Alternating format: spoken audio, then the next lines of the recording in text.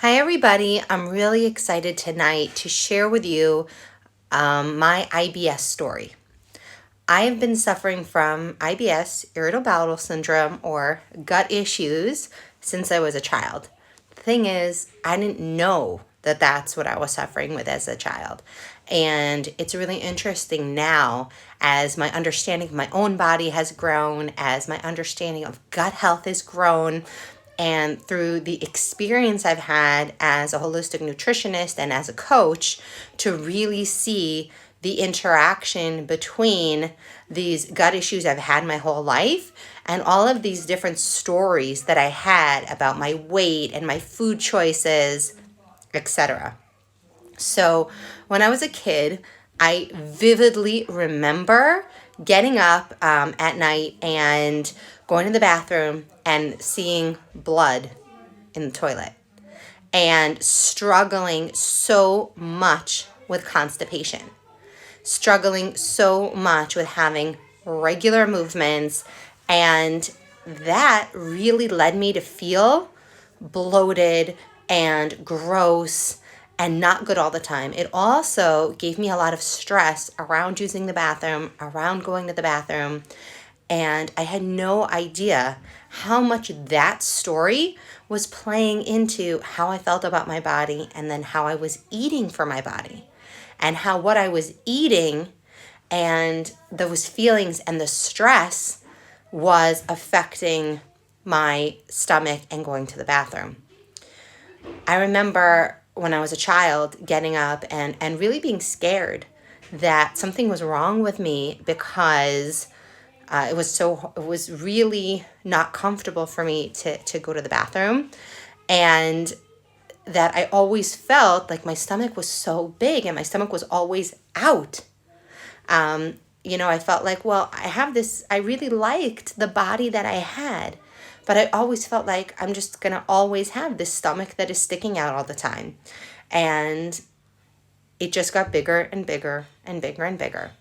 And a lot of things that I had no idea that I was doing that were contributing to that problem were tons of diet soda. Because I was an overweight kid, I was never allowed to drink regular soda or juice or have milk or any other liquid, right? Instead, I got to have diet soda. And I was a diet soda addict. We had tons of it in our house growing up. And back then, people didn't know really how bad for you it was.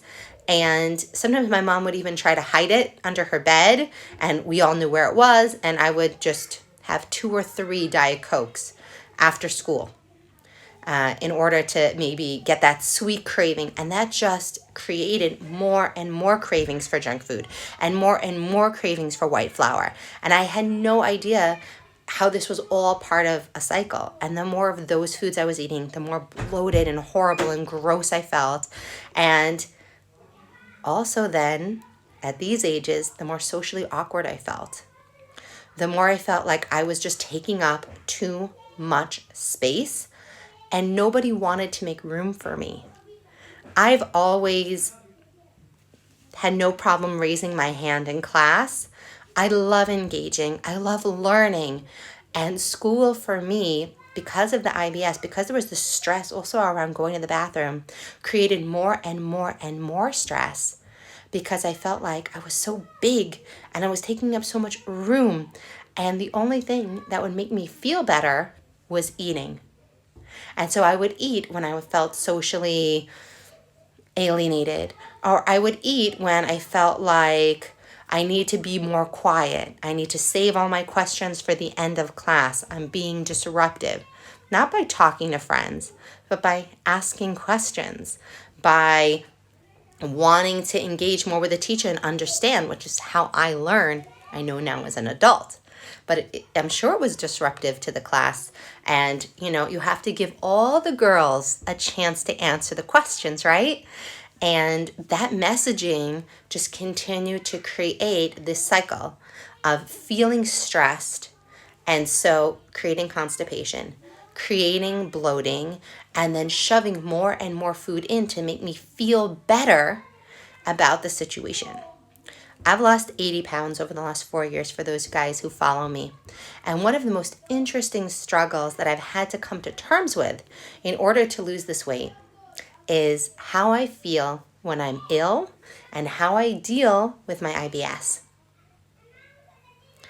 Every time I still get sick, my go-to is I want to eat stuff.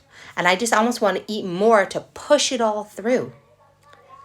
Every time I feel bloated and too full, it doesn't make me not want to eat for days. It actually triggers me to want to eat more and more and more and more. I laugh to clients and even to my husband. I said to him, it's as if I hit too full. I just open up 2 extra stomachs and I can fill all of those 2 till I literally feel sick. And it's something psychological that I realize is my response to that feeling of being too big, of being too full. And so I told myself that I love to eat. I told myself I love to feel full. I told myself all these years, it's just so hard for me to lose weight, even when I'm eating really healthy. Because my go-to is to eat too much, to get to that state of being overfull, to where my stomach feels too full.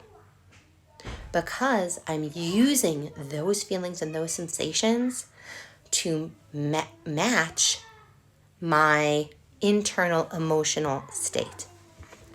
So just like many people with IBS, cabbage is difficult for me, eggplant can be difficult for me, dairy and gluten can be difficult for me, and they can absolutely trigger me going straight into that huge stomach, even if I'm not really stressed.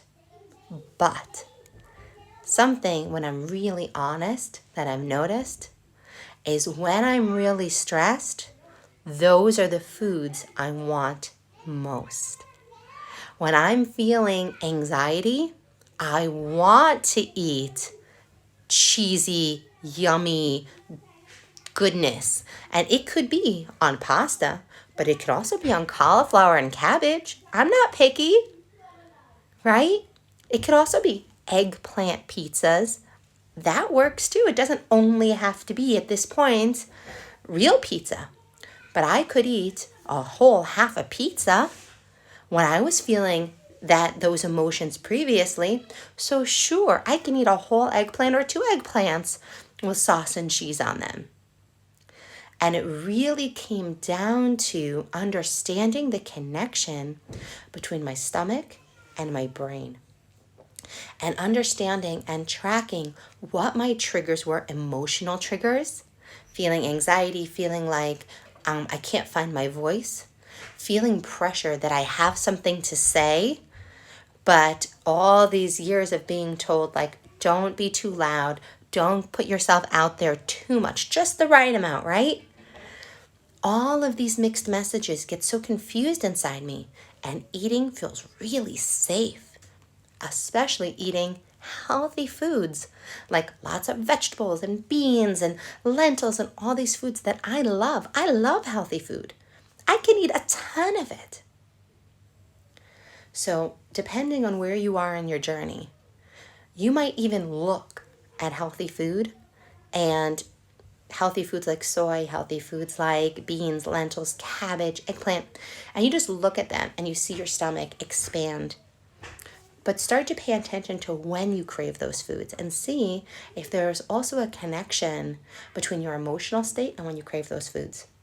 When my emotional state is really calm and I'm in a good place and I'm not overeating even on vegetables, I notice that a little cabbage, a few tablespoons of eggplant salad, a few tablespoons of shredded cabbage in my salad, having a slice or 2 of eggplant pizza, none of that's a problem. Having 1 slice of light whole wheat bread that has some gluten in it, that's a mixed grains, not a problem. It's really paying attention to the foods and the triggers and then paying attention to adding in the piece of your environment. When I was drinking a ton of diet soda and not enough water, when I wasn't exercising enough, when I wasn't meditating, then even the state of my stomach wasn't in a place to handle those foods well. And so I would get really bloated and I would get really upset. I'm like, but I ate so healthy. Why is this scale up? But I ate so healthy. Why do I feel so poorly? And asking myself those questions never put me into a better state of mind, never helped me to make peace with my emotional state and how important it's been correlated over and over again. Learning to manage your stress and IBS is. And having foods that you feel safe with when you are in a stress state, and also being okay with feeling your stress. Part of feeling full and feeling bloated versus feeling stress for me is it felt safer to be uncomfortable and feel uncomfortable emotions when I was physically uncomfortable. It felt like a match. When I felt empty, it's like for all of you ladies who've given birth, before your water breaks, there are contractions. But after your water breaks, there are contractions. It almost felt like that. When my stomach was so full, any emotional pain I had was numbed. It wasn't quite as hard to deal with. But now, if you're going to be woke all the time, you're going to have to deal with really uncomfortable feelings and fully feel them. So, backing up the train a little bit as I'm telling my IBS story is from a very young age, I was setting up a not good situation, environment inside my gut by drinking lots of diet soda and not having good outlets for the normal and not normal stress that a child or a girl goes through in her adolescence. I was creating a really negative biome in my gut. Every time we have a lot of negative feelings, a lot of anxiety, and a lot of stress, we are actually changing the environment to promote negative bacteria in our stomach. And when we're feeling good and happy and calm, we're creating an environment that is more suitable to the positive bacteria in our stomach. And the bacteria in our stomach has a huge effect on the effortlessness with which we maintain our weight, the weight at all that we are, our relationship to our own body, where we feel in sync with our body and our body is a true, honest reflection of us. Also, our self-consciousness in our body when we feel like we look pregnant all the time and we're not pregnant. All of these things come from the relationship between managing your emotions and managing your stress and the gut. And then between the gut and the food that you're putting in. It's really interesting. How do you know if you're going to have a boy or a girl child? It's all about the environment inside the womb. And the sperm is going to go in, and whichever is more a better environment, you're going to have a better chance of having a girl or a boy. And it's really interesting that it's kind of the same way.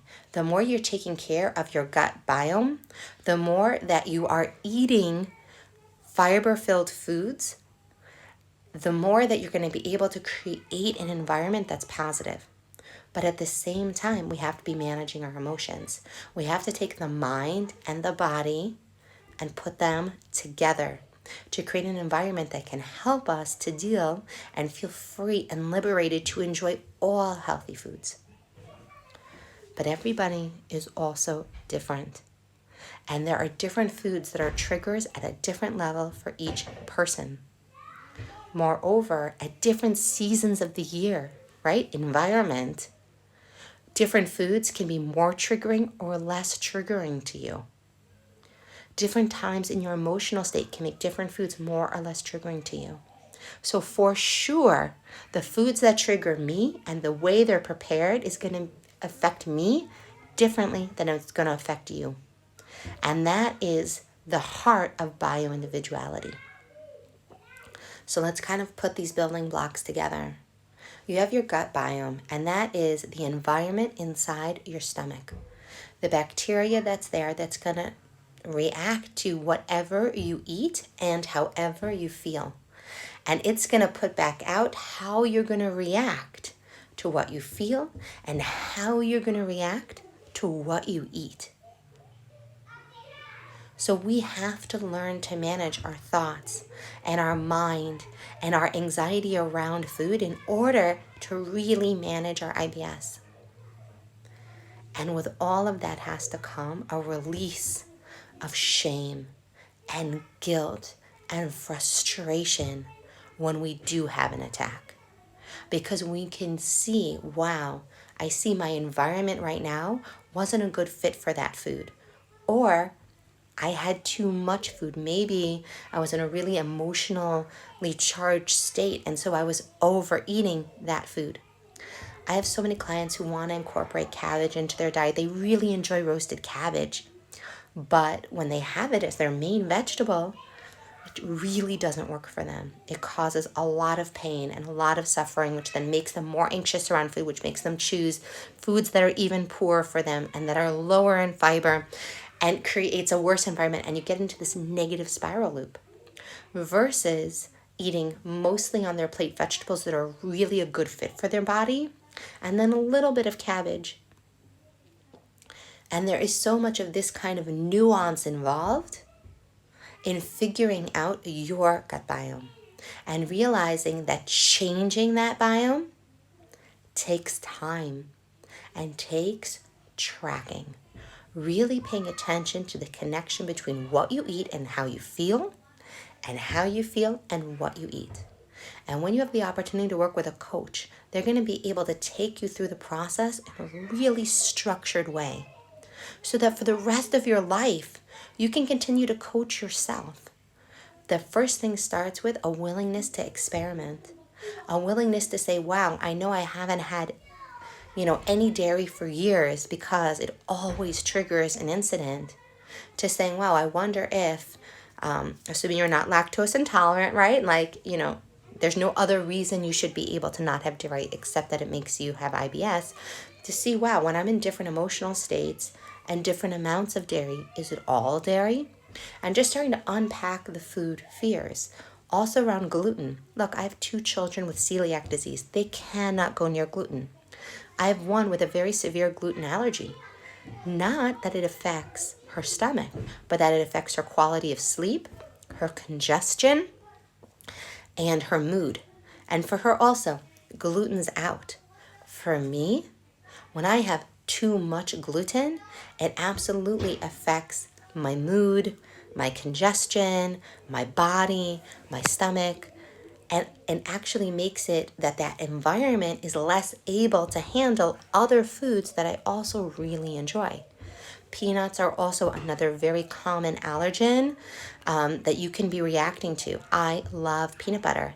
And it just dawned on me that when I'm having too much peanut butter, all of a sudden a lot of other foods that I can tolerate, I stop being able to tolerate.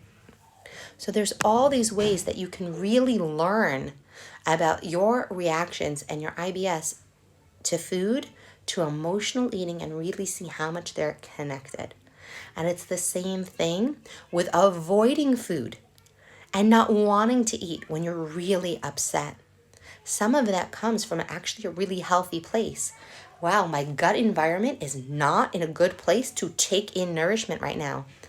I need to calm down so that I can eat. Versus, okay, I'm upset, so I don't eat, and then I don't eat, and I don't eat, and I don't eat. And then I eat something that's not good for me, and I trigger an attack, and now I'm afraid of food, and negative and negative and negative. It's really about coming to this with a curiosity, with a sense of openness. My IBS is here to teach me a story about the connection between my mind and my body. Thanks, guys. I'm so happy so many of you are joining. I'm going to recap what we've been talking about so far. And I was telling a story that I had no idea that from the youngest age, the impact that my environment and my emotional state was having on my food. I never understood that as a young girl, when I was feeling all that adolescent angst and stress and emotionally eating, that I was creating this very negative state inside my body to then use that food. And instead, I was getting bloated and constipated and upset, which then triggered even more self-hating thoughts. Why are you so big? Why is your stomach always so up? You might as well eat whatever you want anyway because your stomach's already out to here. And part of my weight loss journey has been making peace with these old natural triggers. When I feel upset, I want to be too full. When I'm upset, I want to eat too much. And how that then affects my choices, and then how that triggers my IBS, and then how that then triggers my feelings about myself, and so on and so forth. So if you struggle with IBS, I hope that you took away from this story that you need a multidisciplinary approach to really keep it under control and reduce the anxiety in your life around it. Have a better relationship with food, have a more varied diet, and a healthier life, and a vibrant, healthy body that feels like an accurate reflection of who you truly are. I'd love to hear your comments, your thoughts, and please be in touch with me about your IBS stories, because every single one of us has a very unique story and a very unique experience, and I can't wait to hear yours.